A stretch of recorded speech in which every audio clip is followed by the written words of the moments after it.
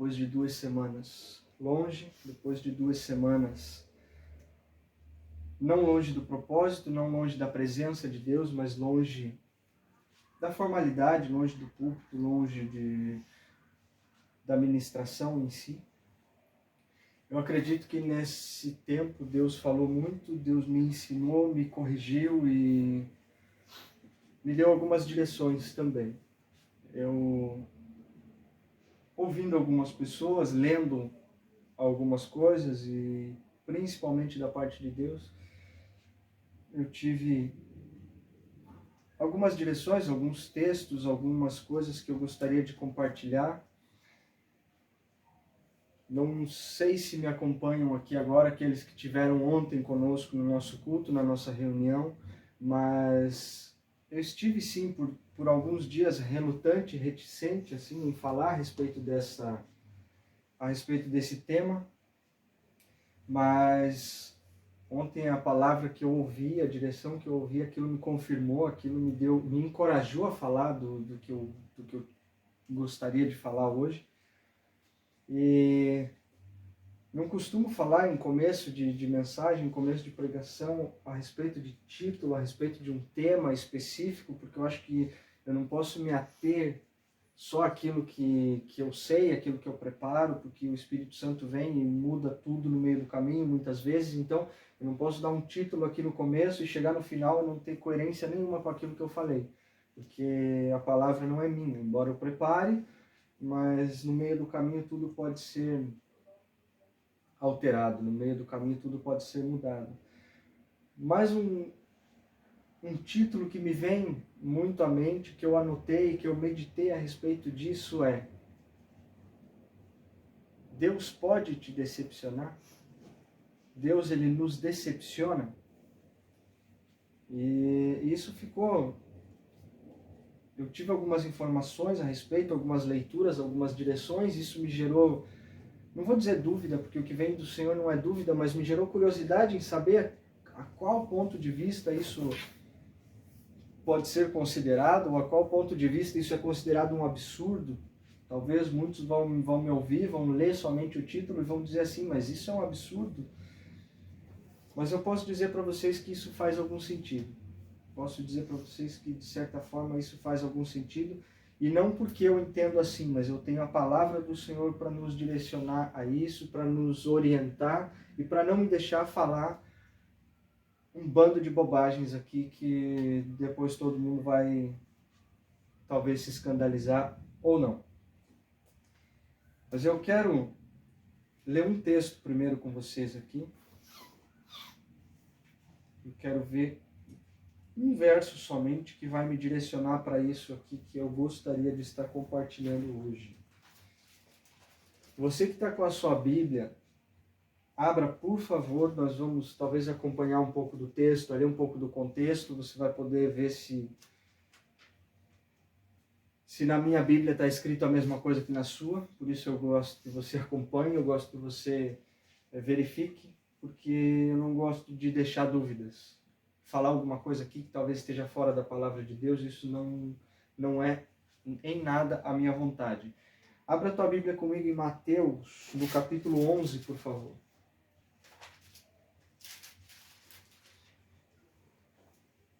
Mateus, no capítulo 11, vai me dizer aqui um contexto geral onde Jesus prega nas cidades, né? Os evangelhos aqui, Mateus, Marcos, Lucas, João, eles vão nos contar basicamente a mesma história, a trajetória de Jesus, cada um com os seus detalhes, as suas particularidades, eu sei, mas eles são importantes num todo. Mas eles vão contar o que Jesus fez, a caminhada que eles tiveram junto com Jesus e tal, e basicamente Jesus, no seu tempo de caminhada, ele andou pelas cidades, ele pregou, ele curou, e enfim, ele ensinou muito. Então, o que a minha Bíblia me dá como título aqui do capítulo 11 é Jesus prega nas cidades. Mas desse capítulo 11, um verso eu quero ler aqui, só para a gente ter um norte a respeito do que eu vou falar hoje. Um verso, é somente o verso 6. Mateus 11, capítulo 6. A minha Bíblia diz assim, eu quero que na tua diga a mesma coisa. Eu espero e eu creio que diz: E bem-aventurado é aquele que não achar em mim pedra de tropeço. No verso 6 aqui são palavras de Jesus. Não são palavras do Mateus que estava escrevendo o Evangelho. São as palavras de Jesus transcritas aqui por Mateus. Então foi ele que falou: bem-aventurado é aquele que não achar em mim motivo de tropeço. Como que Jesus está falando que alguém vai achar nele um motivo de tropeço? Para você que tem uma convivência já dentro do meio cristão, dentro da igreja e tal, às vezes a gente usa essa expressão que não devemos ser pedra de tropeço na vida de um, de outro, não devemos ser motivo de fazer o outro cair e tudo, motivo de escandalizar o outro, nos tornamos pedra de tropeço na vida de alguém. Nós, sim, somos falhos, somos passíveis de cometer erros que às vezes vão escandalizar qualquer um que passa do nosso lado, mesmo os que não são crentes. Mas surpreende um pouco a gente ler no texto aqui falando que Jesus nos diz que bem-aventurado ou feliz é aquele que não acha nele uma pedra de tropeço. Então, quer dizer, se ele fala que bem-aventurado ou feliz é aquele que não acha nele uma pedra de tropeço, quer dizer que o contrário é possível. Você não concorda comigo? Eu não vou falar para você que não é para fazer uma coisa se ela não fosse possível de fazer, por exemplo. Então a gente tem uma ordem direta de não fazer algo, uma vez que aquilo é possível de ser feito. Então Jesus ele é bem claro em falar assim, que bem-aventurado e feliz é aquele que não encontrar nele uma pedra de tropeço. Se feliz é aquele que não encontra, aquele que encontra nele uma pedra de tropeço, ele não vai ser bem-aventurado. Então, logo, é possível encontrar nele uma pedra de tropeço, sim. É possível encontrar nele motivo para se espantar, se escandalizar. É possível encontrar nele um motivo para se decepcionar. Falamos aqui de Jesus, no começo eu usei o título Deus, mas eu quero que você entenda que os três são a mesma pessoa, se você ainda não está muito familiarizado com isso. Deus Pai, o Filho e o Espírito Santo, eles são representados na mesma pessoa, e Deus, ou Jesus aqui no contexto, ele pode sim nos decepcionar. Ele pode sim, é possível, como o texto falou para mim aqui, é possível sim encontrar nele uma pedra de tropeço. Mas aonde que esse pastor quer chegar falando esse bando de bobagem aqui já no começo? Não se assuste. Não se assuste porque o contexto está aqui no livro de Mateus 11. Eu não quero ligar com outro texto para não ficar desconexo. Está aqui no livro de Mateus 11. E eu vou dizer para você como que isso é possível e como que facilmente nós nos escandalizamos nele ou com ele. Ou como que ele, ao nosso ver, nos decepciona. O contexto aqui, antes de chegar no verso 6... o contexto é que ele estava ensinando nas cidades. No verso 1 eu vou voltar aqui. Ora, tendo acabado Jesus de dar estas instruções aos seus 12 discípulos, partiu dali a ensinar e pregar nas cidades deles. Quando João ouviu no cárcere, verso 2, prestem atenção. Quando João ouviu no cárcere falar das suas obras, falar das obras de Cristo, mandou por seus discípulos perguntar-lhe: és tu aquele que estava para vir, ou havemos de esperar outro? Só até aqui por enquanto, eu não quero perder o contexto. Notem que no verso 2, João ele ouviu falar daquilo que Jesus estava fazendo lá na cidade. E João estava onde? O verso 2 me diz aqui. João estava no cárcere, ele estava preso. Para eu te contextualizar melhor aqui, quem que é esse cara? Quem que é esse João que estava preso e ouviu falar de Jesus? Nada mais, nada menos do que o João, aquele que veio antes de Jesus, o Batista. João que falava a respeito de Jesus. João que anunciava a vinda do Messias. João que sabia muito bem quem era Jesus, o que ele iria fazer, o que ele não iria fazer. João que dedicou a sua vida a isso. Tanto que veio parar na prisão por causa disso. João falou, anunciou daquele que estava por vir e veio parar onde? Na prisão por causa disso. Estava preso aqui, estava no cárcere, como diz o verso 2, ouviu falar do que Cristo estava fazendo e mandou discípulos dele, mandou discípulos de João, né, até a cidade para perguntar para Jesus, falar, e aí? Você é aquele que eu estava falando aqui, daquele que tanto ouvimos falar e tudo, ou a gente tem que esperar o outro ainda? Como é que é esse negócio? Se João sabe quem era Jesus, o porquê Jesus tinha vindo, João, ele era o que mais anunciava, era o que mais falava a respeito de Deus, é o que a palavra nos diz que é aquele que anunciava a vinda do Messias. Ele está numa situação complicada, ele está numa situação ruim, lá dentro da cadeia, preso, esperando somente para ser morto.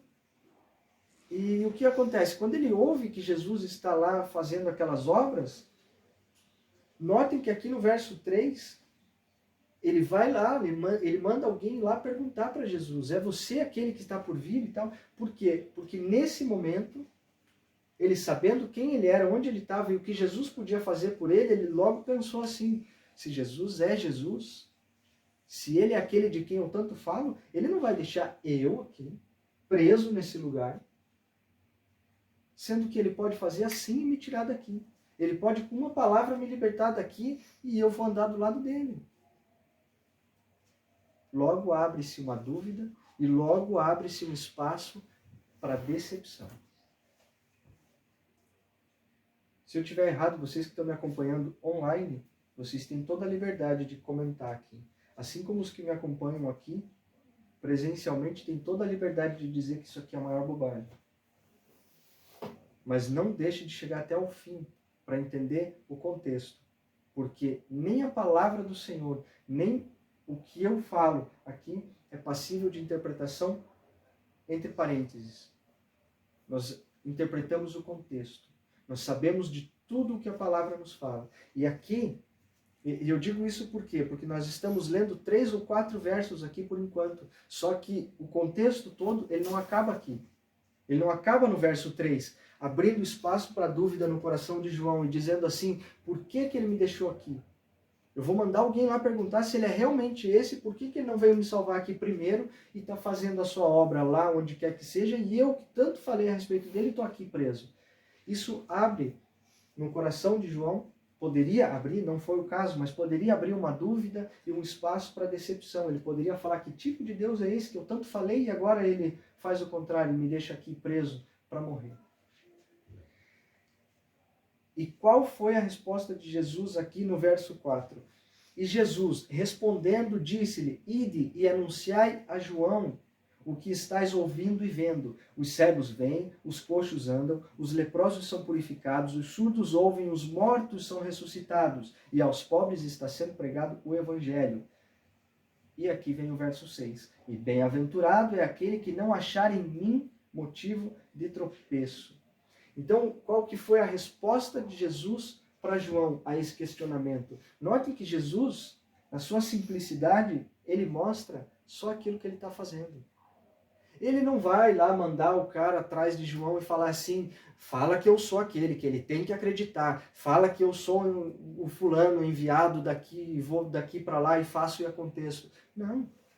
Qual foi a resposta dele aqui? Vai, volta lá e só fala o que está acontecendo, só fala o que você está vendo. Porque é um assunto para uma outra pregação, mas João, ele tinha o seu coração entregue a Deus por completo. Ele confiava por completo, ele sabia quem ele era por completo. Então não era uma meia resposta, uma falta de resposta que ia fazer ele duvidar. Quando ele teve a resposta de Jesus aqui no verso 4 e 5, que são as obras que Jesus estava fazendo, que era a resposta que João precisava, ali ele teve a certeza de que era realmente o Messias de quem ele tanto falava. Ali ele não questionou mais por que ele não foi liberto. Ali João não questionou mais por que Jesus andava fazendo a sua obra e não libertou ele primeiro, que anunciou a vinda do Messias. Porque João ele tinha um coração completo. Ele se entregou completamente para Deus e para a obra no início da sua caminhada. Depois disso, mesmo no local onde João estava, mesmo preso, mesmo na dificuldade, ele recebeu a resposta, ele entendeu quem ele era, ele entendeu quem Jesus era, e para ele bastava, para ele era a resposta. E depois disso, no verso 7 para frente, se a gente for ler todo o contexto aqui, que não é esse o meu foco, a minha ideia, mas João, ele não questionou, ele não reclamou, ele não se decepcionou com Jesus pela resposta.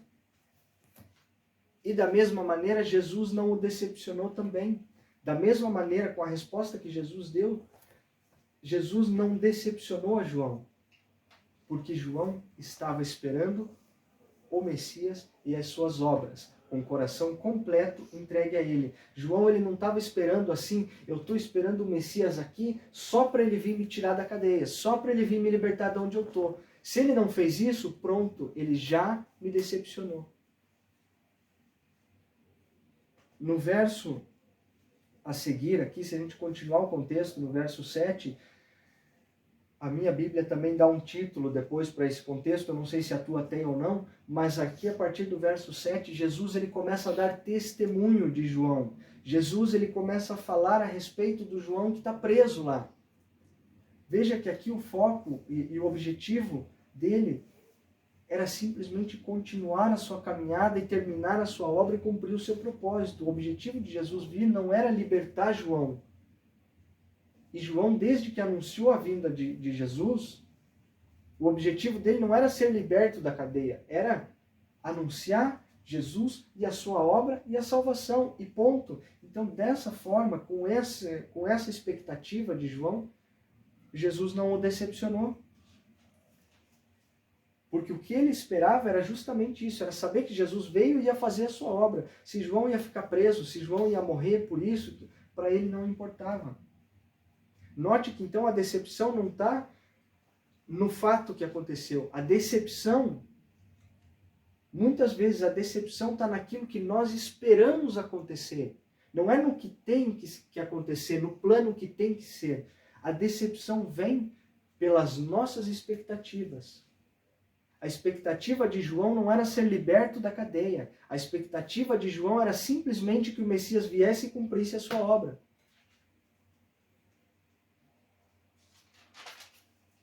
E é por isso que nós nos decepcionamos, porque nós temos expectativas diferentes. Nós colocamos expectativas em soluções de problemas diferentes, nós não colocamos expectativa no propósito. Nós colocamos a expectativa em nós e naquilo que nós queremos receber. E por isso nós nos decepcionamos. E colocamos essa decepção em quem nós queremos. Fulano me decepcionou, ciclano me decepcionou, Deus me decepcionou porque ele não me respondeu. Note que aqui não é o plano de Deus que está em questão, é o teu ponto de vista, é a tua expectativa. Então, contradizendo o título, ou respondendo melhor o título que demos aqui no início da mensagem, eu quero dizer para você, Deus pode nos decepcionar? Eu vou ter que responder para você que aí depende da tua expectativa. Se você está esperando que Deus só resolva o teu problema, talvez Ele te decepcione. Só que você tem que ter na tua mente que o que importa nisso daqui é o plano que Deus tem na tua vida para Ele cumprir. Não é a tua expectativa sobre Ele. Não é o que você pede para Ele que tem que atender. Ele vai te dar aquilo que você precisa. E muitas vezes nós nos decepcionamos com essas expectativas, porque o modo de agir de Jesus é muito diferente daquilo que nós estamos habituados. É muito diferente daquilo que nós queremos, daquilo que nós esperamos que Ele faça. Quero dizer para você aqui que Ele, na maneira que age conosco, na maneira da sua obra, não vou nem dizer da sua lei, porque hoje somos aqui vivemos aqui de acordo com a graça do Senhor Jesus, após Ele ter morrido na cruz por nós, porque eu quero também abrir um parênteses aqui, que é muito mais pesado essa graça do que a lei vivida anteriormente, mas é também uma mensagem para uma outra ocasião. Então a sua maneira de agir, mesmo na sua graça, ela é muito diferente da nossa. Por exemplo, Deus hoje ele é muito severo, assim, ele é muito rígido, ele é muito correto com as suas exigências em relação a nós. Nós hoje estamos muito livres, hoje nós nos apoiamos na graça de Deus, na graça de Jesus e esquecemos da retidão de Deus. Esquecemos que ela é muito mais pesada do que a lei e queremos viver uma liberdade ou uma libertinagem, digamos assim, que Deus não aprova. Então ele é muito mais exigente conosco do que nós podemos compreender. Por exemplo, você não tem como dançar 2 ritmos de música diferentes no mesmo salão, por exemplo. Se tem 2 músicas diferentes tocando, ou você vai para um lado ou você vai para o outro. Você não vai conseguir dançar as 2 ao mesmo tempo. E hoje, o que a igreja atual faz é justamente isso, ou tenta fazer, né? Porque não é possível de se fazer. É tentar agradar a Deus, mas também dar um jeitinho de se encaixar no mundo. Isso não funciona para a igreja nenhuma, e não funciona com Deus. E aí nós dizemos que Deus às vezes não nos responde, ou Ele nos decepciona. É porque nós não vivemos no parâmetro dele, nós vivemos no nosso e queremos que Ele se encaixe. E isso não vai acontecer. Por exemplo, uma coisa que Ele é muito claro em dizer, e uma coisa que ele é muito severo também em exigir, é a separação entre a carne e o espírito. Isso é muito claro na palavra de Deus, isso é muito claro para nós. Mas nós queremos dar o nosso jeitinho de tentar agradar os dois. Nós queremos dar o nosso jeitinho de tentar viver do nosso jeito que agrada aqui a carne, mas também queremos chegar na igreja, levantar a mão e dizer que somos espirituais, que somos os seres os mais justos da face da terra.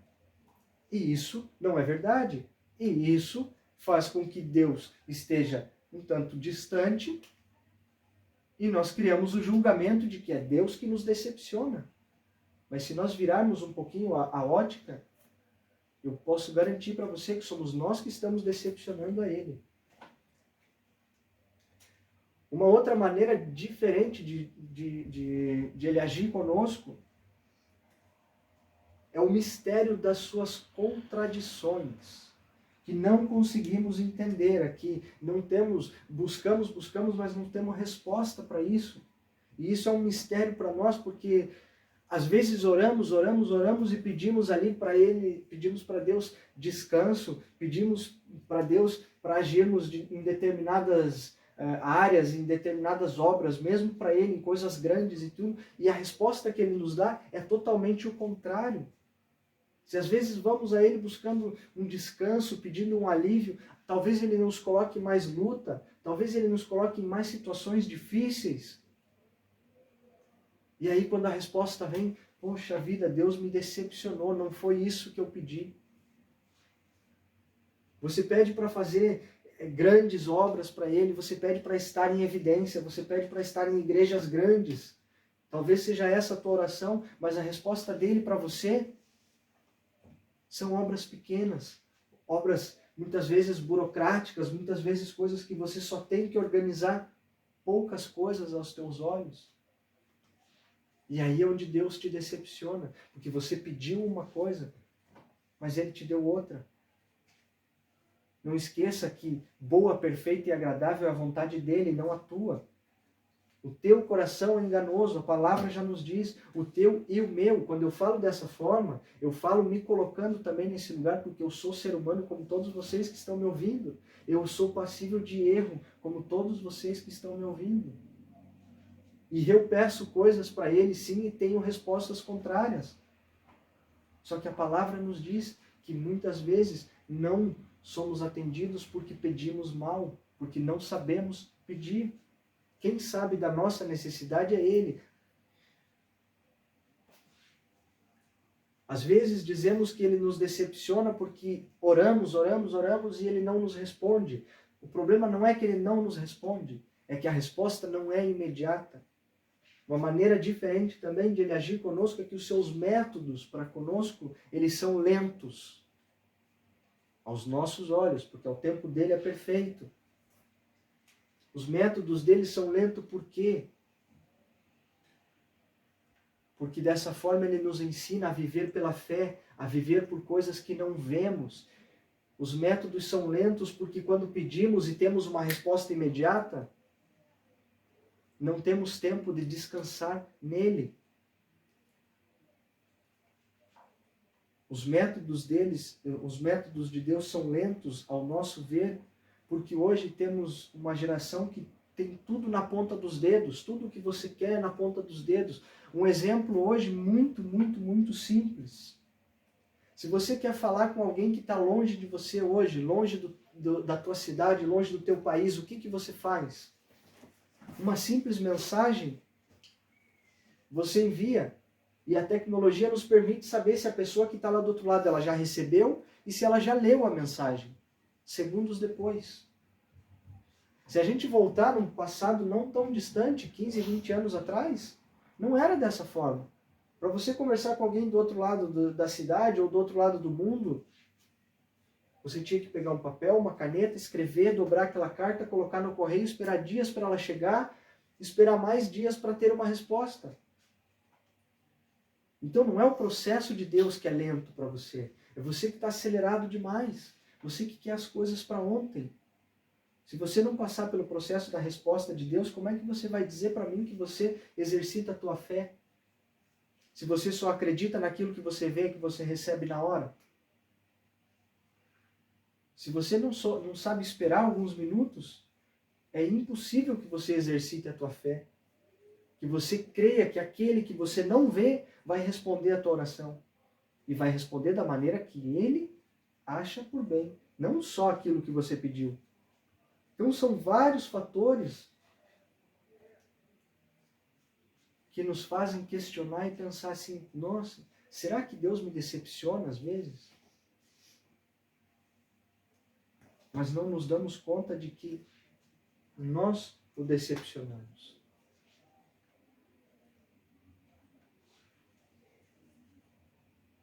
Outros métodos lentos aqui de Deus que eu vejo é quando você pede por algum familiar, por exemplo. Você ora para a conversão de alguém, você ora para um familiar seu que está sofrendo, que tem uma vida complicada, difícil, e você quer que ele se converta. Amanhã nada acontece. Na semana que vem nada acontece. Daqui 6 meses nada aconteceu ainda com aquele que você está orando. E o que você faz? Você fala para Deus que Ele te decepcionou porque Ele não te respondeu? Irmãos, eu quero dizer para vocês, como sempre, quero me usar como exemplo, porque eu não posso falar da vida dos outros, eu falo da minha. Eu falo daquilo que eu sei, que eu conheço e que eu vivi. Eu sou um exemplo ou uma resposta desse processo lento. Para quem conhece a história, sabe. Para quem não conhece, nós somos acessíveis o bastante para contar isso para quem quer que seja, porque não escondemos isso. Se, dentro da minha casa, a minha esposa não tivesse esperado 10 anos, eu vou repetir para que fique bem claro, 10 anos de oração, eu não estaria aqui trazendo essa mensagem para vocês hoje. Ah, mas o processo de Deus é lento. Poxa vida, faz uma semana que eu estou orando pela minha família aqui e nada acontece. 10 anos foi o tempo que eu levei para acordar e para estar aqui, porque alguém estava do outro lado orando por mim. E esse outro alguém não falou assim, o processo de Deus é lento, poxa, Ele não faz nada. Se ela tivesse desistido, eu não estaria aqui. Se ela tivesse dito assim, nossa, que Deus me decepcionou, Ele não me respondeu. Deus, Ele tem um plano. Deus, Ele tem tudo preparado. Não é a tua expectativa que vai dizer para ele assim, você me decepcionou, Deus, porque você não respondeu na hora que eu marquei aqui que eu tinha o meu compromisso. Não se trata da tua vida e do teu compromisso. Não se trata da resposta que você quer. Se trata do pedido que você faz. A resposta é dele. Se é sim, se é não, se é espere, não tenha isso como base para dizer que Deus te decepciona. Deus, ele nos decepciona, sim, se nós vamos a ele com os motivos errados. Se vamos a ele com as nossas expectativas, achando que ele vai responder só porque nós somos melhores, bonitos, cheirosos, ricos. Nada disso importa para ele. Nada disso importa para ele. Deus, ele nos decepciona, sim, se nós vamos a ele esperando que ele responda aquilo que eu quero, esperando que ele responda aquilo que atende à minha vontade. Às vezes o seu silêncio é inexplicável, às vezes aquilo que ele não responde, nós tentamos entender e ele não responde. E aí nós nos decepcionamos. Sabe por que nós nos decepcionamos também? Porque nós não estamos acostumados a agir da forma que Deus age. Nós estamos habituados a agir para agradar as pessoas. Porque nós não podemos decepcionar as pessoas. Isso você vai notar muito forte dentro da igreja. Principalmente, um lugar que deveria ser mais e o maior exemplo. É onde nós mais nos decepcionamos. Porque nós agimos de uma forma para não decepcionar o irmão que está aqui do lado. Nós agimos de uma forma que eu não posso desagradar a pessoa que me acompanha. Se eu sou o pastor, o líder da igreja, eu não posso desagradar os membros que estão me ouvindo, porque senão vai cair a minha audiência, vai diminuir o meu público, vai diminuir os meus likes, ou ainda vão diminuir os meus dízimos. Então, eu não desagrado, não decepciono as pessoas. Mas a Deus eu desagrado, com ele eu me acerto depois. Só que daí na hora do julgamento eu inverto isso. Foi Deus que me desagradou porque ele não respondeu aquilo que eu pedia. Ele não respondeu aquilo que eu estava esperando. Ou ele simplesmente ficou em silêncio, sem motivo algum. Tenho que lembrar vocês. Deus, ele não age de forma alguma, nem parecido com a maneira que nós agimos. Porque nós estamos muito, muito, muito longe de sermos perfeitos. Deus, ele não age dessa forma e nisso você acha que ele te decepciona. Deus, ele vai agir da maneira que ele quer, na hora que ele quer, porque é ele o Senhor, é ele o Deus Todo-Poderoso e Altíssimo, digno de toda honra, toda glória e todo louvor. Uma outra forma que nós vemos que Deus, ele não nos responde, ele fica em silêncio. E não sabemos por quê. Porque muitas vezes agimos na presença dele. Esquecemos que ele sonda nosso coração e agimos na presença dele com a maior da hipocrisia possível. Visando o nosso próprio interesse, visando aquilo que eu quero, mas usando o nome de Deus, para ver se assim eu ganho um crédito e ele me responde. Logo, ele não me responde e eu me decepciono. Isso acontece demais também, infelizmente, dentro de 4 paredes onde chamamos de igreja. As pessoas agem no interesse próprio, as pessoas agem da maneira de se satisfazer, de se autoproclamar e acham que Deus vai compactuar com isso. E logo geram uma decepção nas suas expectativas e colocam a culpa em Deus. Eu tenho analisado tempos que eu tenho passado aqui, neste lugar, neste país, da onde eu vim anteriormente também, eu começo a pedir orientação para Deus, explicação de tudo o que aconteceu, se Ele tiver com vontade de me responder, para abrir o meu entendimento, para me ensinar um pouco mais, eu pergunto sim, eu questiono sim, e gostaria de compreender o que acontece. Porque enquanto estamos num círculo de amigos, numa roda de pessoas, enquanto você supre as expectativas daquelas pessoas, você é muito bem visto, você é muito bem muito bem quisto, também podemos dizer assim, todo mundo gosta de você, todo mundo te quer bem. Só que temos que separar muito bem aqui, como eu falei anteriormente, o espírito da carne e tudo, e nós não podemos agradar pessoas ao tempo todo, e as pessoas, em um dado momento, elas esquecem que ainda no reino de Deus e dentro das igrejas existem pessoas sérias que fazem a vontade de Deus, que cumprem o que Deus quer, e infelizmente, dessa forma, nós acabamos desagradando pessoas. E eu sei hoje que eu desagradei muitas por fazer a vontade de Deus. Por cumprir corretamente ou da melhor maneira que eu posso aquilo que Deus me pede para fazer. Eu sei que eu desagradei muitas pessoas. Não tenho vergonha de falar isso, não foi intencional, não foi pessoal. E hoje eu tenho muitas pessoas que me acompanham, tenho pessoas que não acompanham mais, mas eu sei também que tem pessoas que me acompanham de modo oculto, que ficam olhando ali pelos bastidores aquilo que nós fazemos ou deixamos de fazer.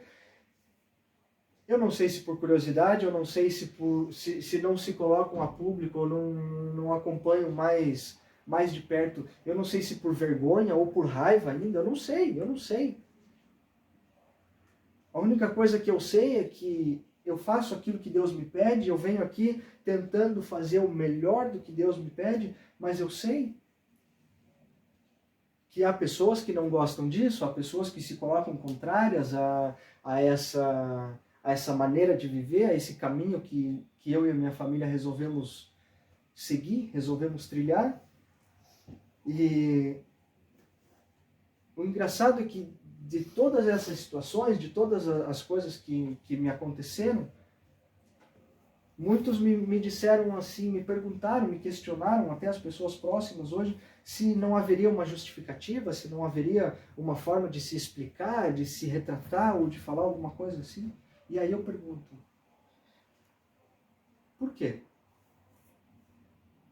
Por que eu deveria fazer isso se a palavra de Deus me diz e me respalda que quem me justifica é o Senhor? Se eu decepcionei pessoas, por que eu vou ter que me explicar? Se eu decepcionei é porque eu decepcionei as expectativas delas. Se elas estivessem com a expectativa no Senhor, assim como eu coloco, talvez elas não teriam se decepcionado comigo, mas iriam talvez entender o propósito. Então eu não tenho que me explicar, me justificar sobre as coisas que eu fiz ou que eu deixei de fazer, porque a minha explicação está aqui dentro da palavra. A gente leu aqui em Mateus 11 o que Jesus fez. Quando João questionou se ele era aquele ou se ele era outro, tinha que esperar o outro vir e tal, ele só falou assim, olha, veja o que está acontecendo aqui. Só veja o que eu estou fazendo. Pronto. Jesus ele não foi dar explicação, dizer quem ele era, de onde ele veio, para onde ele iria. E a palavra diz, Paulo aqui nos fala que nós devemos ser imitadores dele, assim como ele é de Cristo. Se Jesus Cristo, meus queridos, não foi se explicar o porquê que ele estava fazendo, por que eu vou fazer isso também? Quem me justifica é o Senhor. Eu faço a vontade dele, busco os interesses dele, e aquele que se decepciona comigo estava colocando a expectativa em outro lugar, e não em Deus.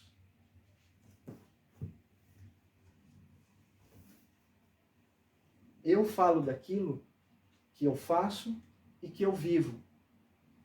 A parte que me entristece, não vou dizer que me decepciona, porque pessoas são passíveis de decepcionar qualquer outro. A parte que me entristece, de saber dessas pessoas que tanto falavam em nome de Deus e andavam dentro da igreja e faziam isso e aquilo, elas ouvem, elas sabem da minha vida daquilo que eu falo, mas todo o outro contexto, todo o outro círculo, talvez de amizade, sabem de coisas, talvez da minha vida, que nem mesmo eu sei que eu fazia. Nem mesmo eu tenho ideia que eu fazia e as pessoas sabem. E aí eu vou ter que me justificar por isso? Eu vou ter que me justificar por coisas que eu não fiz? Vou ter que me justificar por coisas que eu nem sei que eu estava fazendo? Não. A minha expectativa está nele, ele não me decepciona, ele quem me justifica e eu sou um imitador de Cristo. Assim como ele agiu dessa forma, eu não posso agir diferente. A partir do momento em que eu me justifico, em que eu tenho que atender às expectativas das pessoas, a partir do momento em que eu tenho que dar explicações de quem eu sou, para onde eu venho, para onde eu vou, é a minha palavra que basta. E isso está contrário à palavra de Deus. Porque a hora que eu tenho que me justificar e me explicar, é a minha palavra, é a minha sabedoria, é a minha verdade e a minha explicação. E a minha verdade, a minha explicação e a minha sabedoria diante de Deus não são nada. Por isso que eu não tenho que me justificar, me explicar ou nem ter medo de decepcionar. Porque naquele em que eu creio, aquele em quem eu confio, ele não me decepciona. Assim como ele vai à minha frente, me justifica, guerreia por mim e me sustenta todos os dias da minha vida. Eu quero deixar para vocês essa reflexão. Eu quero deixar para vocês, nesse momento, essa palavra no coração de vocês. Para que você possa refletir sobre aonde está a tua expectativa, aonde está o teu coração, aonde está a tua justificativa.